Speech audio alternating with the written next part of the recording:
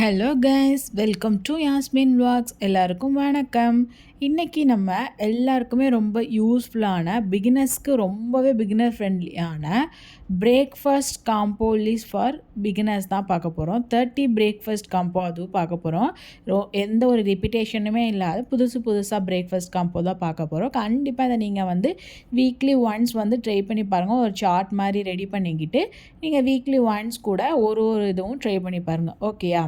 இது கூடவே நீங்கள் ஃப்ரூட்ஸ் அண்டு எக்கும் ஆட் பண்ணிக்கணும். வாங்க இப்போ என்னென்ன காம்பினேஷனில் இருக்குதுன்னு பார்க்கலாம். ஃபஸ்ட்டு பார்த்தீங்கன்னா idli with vegetable sambar. Vegetable சாம்பாரில் கண்டிப்பாக நீங்கள் வெஜிடபிள்ஸ் நிறையா இன்க்ளூட் பண்ணுங்கள். அப்போ தான் அவங்க அந்த சாம்பாரோட வெஜிடபிள்ஸை வச்சு சாப்பிடுவாங்க.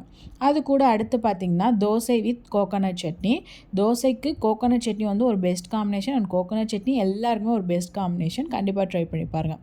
மூணாவது கார பணியாரம், அது கூடவே கார சட்னி ரொம்பவே டேஸ்ட்டாக இருக்கும். நாலாவது சப்பாத்தி வித் வெஜிடபிள் குருமா. இந்த வெஜிடபிள் குருமாவில் நீங்கள் பீன்ஸ், கேரட், காலிஃப்ளவர் இது எல்லாமே கூட ஆட் பண்ணலாம். ஃபிஃப்த்து பார்த்திங்கன்னா vegetable upma with coconut chutney. Vegetable உப்புமாவில் கண்டிப்பாக வெஜிடபிள்ஸை நிறையா ஆட் பண்ணுங்கள். அப்போ தான் உப்புமாவோட அந்த வெஜிடபிள்ஸ் நிறையா இன்டேக் ஆகும். ஸோ கண்டிப்பாக ட்ரை பண்ணி பாருங்கள். அது கூடவே கோகோனட் சட்னி சரியா வித் ரெட் சில்லிஸ், அது கொஞ்சம் டிஃப்ரெண்ட்டாக இருக்கும், நல்லா சாப்பிடுவாங்க. பொங்கல் வித் பச்சைப்பருப்பு சாம்பார். பொங்கலோட பச்சைப்பருப்பு சாம்பார் வித் கோகோனட் சட்னி ஒரு நல்ல காம்பினேஷன். பொங்கல் காலையில் சாப்பிட்டிங்கன்னா கொஞ்சம் தூக்கம் வர மாதிரி தான் இருக்கும். பட் எதை எப்போயாச்சும் ஒரு நாள் எடுத்துக்கலாம். செவன்த்து பார்த்திங்கன்னா இடியாப்பம். இடியாப்பம்க்கு ஆல் டைம் ஃபேவரட் கோகோனட் மில்க்குன்னு தெரியும். இன்னொன்று சிக்கன் கிரேவி ஆல்டர்னேட்டாக ரொம்ப காம்பினேஷன் டேஸ்ட்டாக இருக்கும். எயித்து பார்த்திங்கன்னா ராகி அடை, அது கூடவே கிரவுண்ட்நட் சட்னி. அடுத்து பார்த்திங்கன்னா வெஜிடபிள் சேமியா பிரியாணி. பிரியாணி எல்லாருக்குமே ரொம்ப பிடிக்கும். அது வெஜிடபிள் சேமியா பிரியாணியாக கொடுத்திங்கன்னா இன்னும் கொஞ்சம் விரும்பி சாப்பிடுவாங்க. 10th பார்த்திங்கன்னா ஆலோ சப்பாத்தி. ஆலோ சப்பாத்தினா பொட்டேட்டோ மசாலா சப்பாத்திக்குள்ளே ஸ்டஃப் பண்ணி கொடுக்குறது தான் ஆலோ சப்பாத்தி. எல்லாருக்குமே ஒரு ஐடியா இருக்கும். ஸோ கண்டிப்பாக இதை ட்ரை பண்ணி பாருங்கள். அடுத்து 11th பார்த்திங்கன்னா ரவா இட்லி வித் கோகோனட் சட்னி. ரவா இட்லி நல்லா ஹெல்த்தியான ஒன்று. ஸோ அது ட்ரை பண்ணி பாருங்கள். அது கூடவே கோகோனட் சட்னி வச்சு. 12th பார்த்திங்கன்னா அவல் உப்புமா வித் வெஜிடபிள்ஸ். மோஸ்ட்லி நீங்கள் உப்புமா, சேமியா இதெல்லாம் செய்கிறீங்க அப்படின்னா கண்டிப்பாக வெஜிடபிள்ஸ் ஒரு 2 or 3 மிக்ஸ் பண்ணிக்கோங்க. அது கூட ஸ்வீட் கார்ன், பீன்ஸ், கேரட் இந்த மாதிரி கொஞ்சம் நல்லா ஸ்டஃப் பண்ணி கொடுத்திங்கன்னா வெஜிடபிள்ஸும் இன்டேக் பண்ண மாதிரி இருக்கும். உப்புமா சாப்பிடாத குழந்தைங்களும் உப்புமா சாப்பிட்ட மாதிரி இருக்கும். அது பார்க்கவும் கொஞ்சம் கலர்ஃபுல்லாக இருக்கும். ஓகே. 13th பார்த்திங்கன்னா ரைஸ் புட்டு, அது கூடவே மூக்கடலை கறி சரியா. அது ட்ரை பண்ணி பாருங்கள், ரொம்பவே டேஸ்ட்டாக இருக்கும். கேரளா சைட்லாம் இது கொஞ்சம் நல்லா சாப்பிடுவாங்க. 4th பார்த்திங்கன்னா பூரி பொட்டேட்டோ மசாலா. இந்த பூரி பொட்டேட்டோ மசாலா ரொம்பவே சில பேருக்கு ரொம்ப ஒரு நல்ல காம்பினேஷனாக இருக்கும். ஸோ கிட்ஸுக்கும் அது ரொம்ப பிடிக்கும். ஆனால் இதை நீங்கள் மந்த்லி ஒன்ஸ் இந்த மாதிரி கொடுங்க. வீக்லி கொடுக்காம 2 weeks ஒன்ஸ் அந்த மாதிரி கொடுங்க. அடுத்து 15th பார்த்திங்கன்னா பச்சைப்பயிறு தோசை வித் கார சட்னி. பச்சைப்பயிறு தோசை ஒன்றும் இல்லை, ஸ்ப்ரவுட்ஸ் தான். ஸ்ப்ரவுட்ஸை நீங்கள் ஊற வச்சு அதோட மிக்ஸ் பண்ணாலும் சரி, இல்லை முளைக்கட்னி சேர்த்தாலும் சரி, ரொம்பவே டேஸ்ட்டாக இருக்கும். அடுத்து பார்த்திங்கன்னா bread sandwich with cheese and vegetables. Cheese கூட வச்சு கொடுக்கையில் வெஜிடபிள்ஸ் எல்லாமே சாப்பிட்ருவாங்க. அடுத்து பார்த்திங்கன்னா ரவா தோசை, அதுக்கு இட்லி மிளகாப்பொடி வச்சு கொடுத்திங்கன்னா நல்லா ஒரு இன்ட்ரெஸ்டிங்கான காம்போ. 18th பார்த்திங்கன்னா ராகி சேமியா வித் வெஜிடபிள்ஸ். நான் சொன்ன மாதிரி மோஸ்ட்லி வெஜிடபிள்ஸ் நல்லா இன்டேக் பண்ணிக்கோங்க. அடுத்து பார்த்திங்கன்னா அது கூடவே ஃப்ரூட்ஸ் அண்டு எக்கு வச்சு கொடுத்திங்கன்னா இன்னும் கொஞ்சம் ஃபில்லிங்காக இருக்கும். ஸோ மறக்காமல் இந்த மாதிரி ஃப்ரூட்ஸு அந்த எக்கு இதெல்லாம் வச்சு கொடுத்திங்கன்னா கொஞ்சம் குழந்தைங்களுக்கும் ஃபில்லிங்காக இருக்கும். ஓகே. நீங்கள் ரொட்டீனாக ஒரே டிஷ்ஷை பண்ணாமல் இதை நீங்கள் நோட் பண்ணி உங்கள் கிச்சனில் வச்சுக்கிட்டிங்கன்னா உங்களுக்கு புதுசாக ஒரு ஐடியா கிடைக்கும். நீங்களும் புது டிஷ் கொஞ்சம் எக்ஸ்ப்ளோர் பண்ண மாதிரிக்கும் இருக்கும். ஸோ மறக்காமல் நான் கொடுத்த இந்த டிஷ் எல்லாத்தையுமே நீங்கள் ட்ரை பண்ணி பாருங்கள். வீக்லி ஒன்ஸ் இந்த மாதிரி புதுசாக ட்ரை பண்ணி பாருங்கள். 19th பார்த்திங்கன்னா மசாலா தோசை, அது கூடவே புதினா சட்னி. புதினா சட்னியோட ரெசிபி வேணும்னா நம்மளோட சேனலில் இருக்குது. ஸோ நீங்கள் ட்ரை பண்ணி பாருங்கள். அடுத்து 20th rava Pongal with coconut chutney.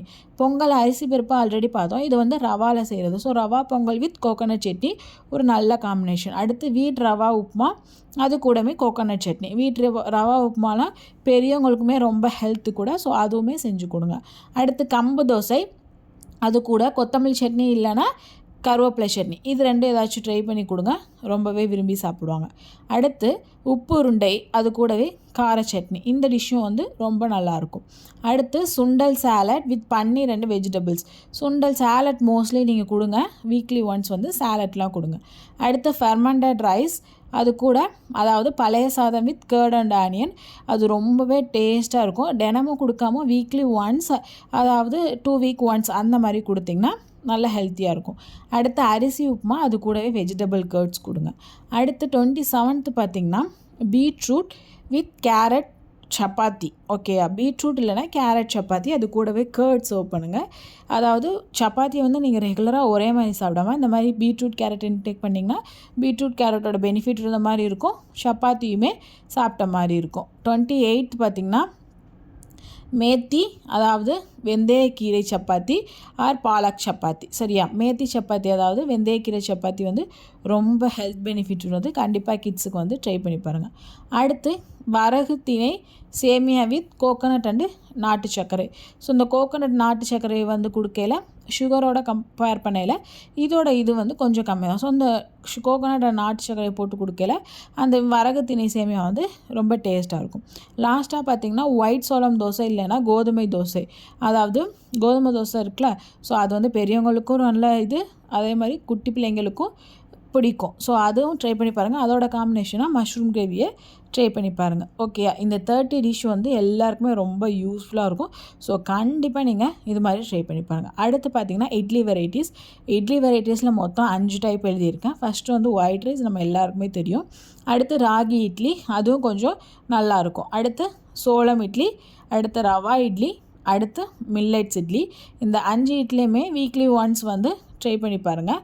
அதாவது ஒரு வீக்குக்கும் ஒரு டைப் ஆஃப் இட்லியை வந்து ட்ரை பண்ணி பாருங்கள். சரியா, கொஞ்சம் கிட்ஸுக்கும் புதுசாக இருக்கும், உங்களுக்கும் புதுசாக இருக்கும்.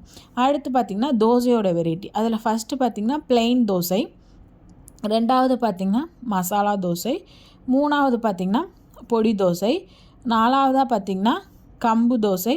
பொடி தோசையிலலாம் பார்த்திங்கன்னா குட்டி குட்டி தோசையாக ஊற்றி பொடி ஊற்றி கொடுத்திங்கன்னா ரொம்பவே விரும்பி சாப்பிடுவாங்க.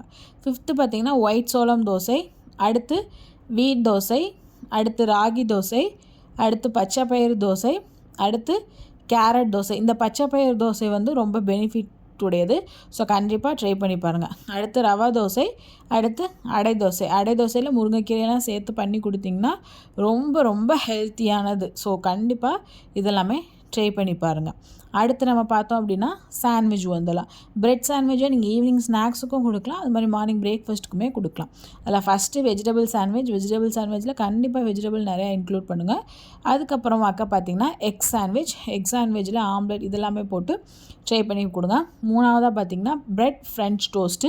ஸோ பிரெட் ஃப்ரெஞ்ச் டோஸ்ட்டில் கொஞ்சமாக சுகர் மட்டும் கம்மி பண்ணிக்கோங்க, மற்றபடி டேஸ்ட் எல்லாமே அதே மாதிரி தான் இருக்கும். 4th பார்த்திங்கன்னா பன்னீர் ஸ்டஃப்டு சாண்ட்விச் வித் சீஸ். சரியா, சீஸ் வச்சு கொடுக்கல, கிட்ஸ் எல்லாருக்குமே சீஸ் ரொம்ப பிடிக்கும். ஸோ அது கூட பன்னீரும் வச்சு கொடுக்கல, ப்ரோட்டீன் வந்து அதிகமாக இருக்கும்.